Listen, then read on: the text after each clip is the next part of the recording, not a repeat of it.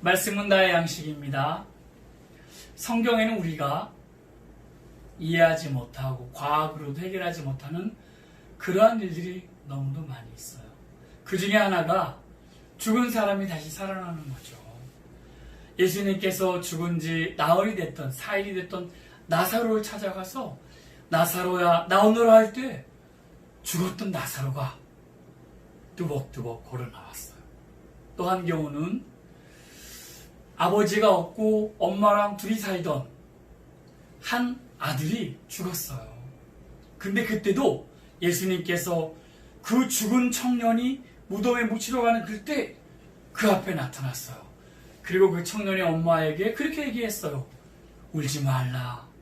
그리고는 그 청년이 누워있는 그 관을 향해서 일어나라고 할 때 그 청년이 다시 살아났어요.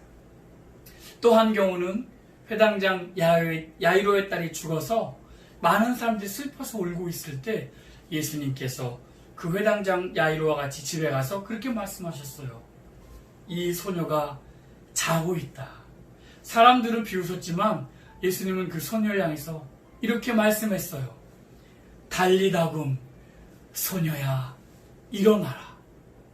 소녀는 예수님의 말씀을 듣고 나사로처럼 나인성에 살고 있는 과부의 아들처럼 그리고 회당장 야이로의 딸이 다시 살아났어요. 예수님의 말씀을 들었던 사람마다 다 다시 살아나게 됐다는 거예요. 구약성경 에스겔 37장에도 이와 같은 일이 있습니다. 하루는 하나님께서 에스겔 제사장에게 나타나셨어요. 그때 에스겔 제사장은 어디 있었냐면 이스라엘이라는 나라가 완전히 멸망해서 포로로 끌려가서 이웃 나라에 있었어요. 근데 이스라엘이라는 나라가 왜 다른 나라의 침략을 받아서 망하고 많은 사람이 죽고 포로로 끌려갔냐면 간단해요. 하나님께서는 이스라엘이라는 나라를 통해서 하나님의 사랑을 많은 사람들에게 나타내고 싶었던 거예요. 이스라엘이지만 이 세상 모든 사람을 이스라엘에게 비교해서 말씀하셨던 거예요. 첫 번째 왕 사울이 죽고 다윗 왕이 두 번째가 됐을 때 하나님을 정말 사랑하는 다윗 왕이었어요. 그리고 다윗 왕의 아들 솔로몬, 하나님이 지혜를 준 지혜의 왕 솔로몬이었는데 솔로몬 왕 때 안타깝게도 하나님 말고 다른 신을 섬기기 시작했어요. 이걸 우상숭배라고 그래요. 하나님보다 더 좋아하는 것, 그것이 우상이에요. 우상숭배예요.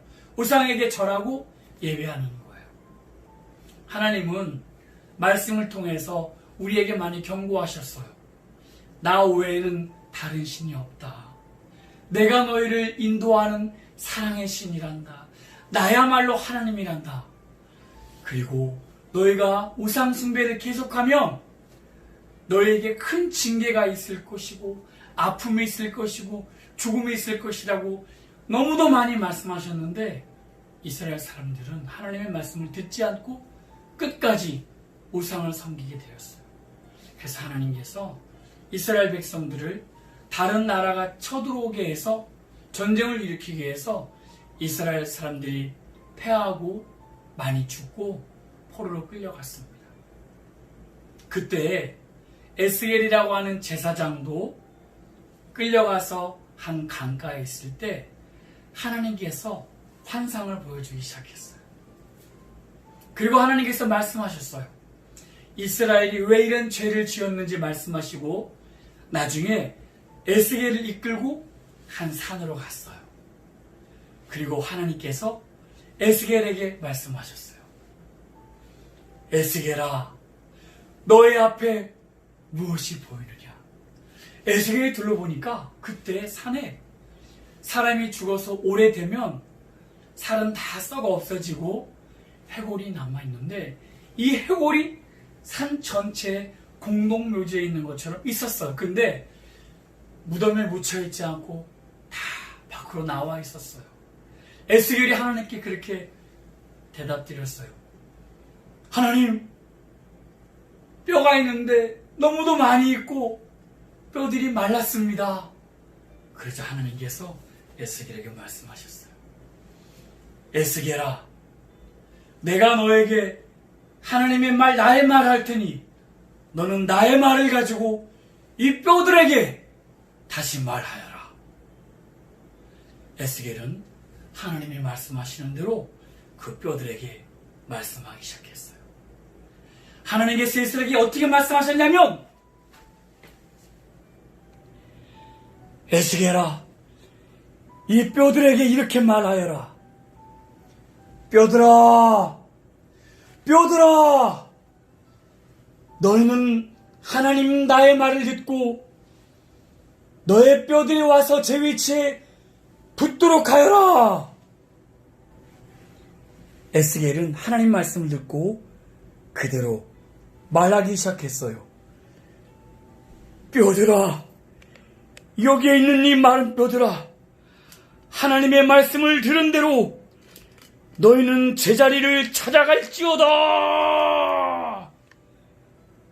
그러자 놀라운 일이 생기기 시작했어요.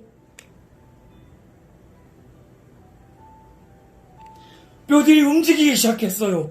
그리고 자기 자리를 찾아서 점점 움직이기 시작했어요. 절거덕 하더니 다리가 가서 붓기 시작했어요. 그리고 팔도 제자리를 찾아가기 시작했어요. 다리도 맞기 시작하더니 팔도 제자리를 찾아가고 이젠 이 뼈가 일어서기 시작합니다. 뼈가 앉아있기 시작했어요. 그리고 일어서서 완전히 제자리를 찾아가기 시작했어요.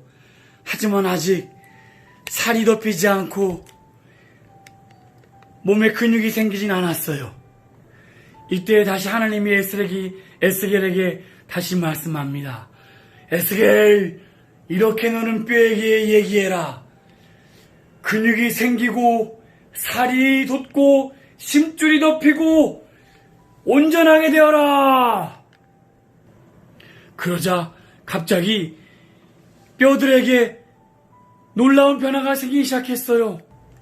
뼈들이 하나님의 말씀을 듣자 근육이 생기기 시작했어요. 그리고는 그 속에서 심장도, 위장도, 창자도, 눈알까지 다시 생기기 시작했어요. 뇌와 눈알과 위장이 생기고 간과 폐와 창자들이 생기기 시작했어요. 그러나 아직 사람은 되지 않았어요. 이때 하나님께 다시 말씀하셨어요. 에스겔, 너는 다시 외쳐라. 사람이 되었습니다. 맞아요, 친구들. 죽은 해골도 하나님 말씀을 들으니까 살아났어요. 하나님은 뭘 말씀하고 싶었냐면, 이렇게 해골이 살아나라고 묘지에 가서 얘기하라는 게 아니에요. 우리의 영혼이, 우리의 생각과 우리의 믿음이 이렇게 해골처럼 생명이 없고 죽어 있다고 말씀하시는 거예요. 근데 왜 죽었냐면, 하나님의 말씀을 순종하지 않으면 우리의 영혼이, 우리의 믿음이 죽게 되는 거예요. 다시 살아나는 방법은 뭘까요? 오늘 에스겔이 하나님의 말씀을 이야기했던 것처럼 하나님의 말씀을 들으면 이런 해골도 다시 사람으로 되는 거예요. 다시 살아나는 거예요. 우리가 예배하지 못하고 하나님 말씀 듣지 못하고 기도하지 아니하면 우리의 영혼도, 우리의 믿음도 이렇게 해골처럼 되는 거예요. 근데 다시 살아나는 한 가지 방법은 하나님 말씀을 듣는 거예요. 에스겔의 말씀을 들은 해골이 사람이 된 것처럼 하나님의 말씀을 듣기만 하면 우리는 다시 믿음이 살아나고 우리의 마음이 살아나서, 우리의 생각이 살아나서 하나님 말씀대로 살아갈 수가 있는 거예요. 코로나 때문에 예배하러 오지 못한다 하더라도 하나님 말씀을 읽고 듣고 지키는 사람은 믿음이 죽지 않아요. 믿음이 죽지 않으려면 하나님 말씀을 읽고 듣고 생각하고 행동해야 해요. 우리 친구들, 하나님 말씀대로 살아서 우리 모두 다 죄를 이기고 우리의 영혼이 이렇게 해골처럼 죽지 않고 하나님의 군대로 살아서 하나님 나라에 다갈 수 있는 우리 친구들 되기를 예수님의 이름으로 축복합니다. 안녕!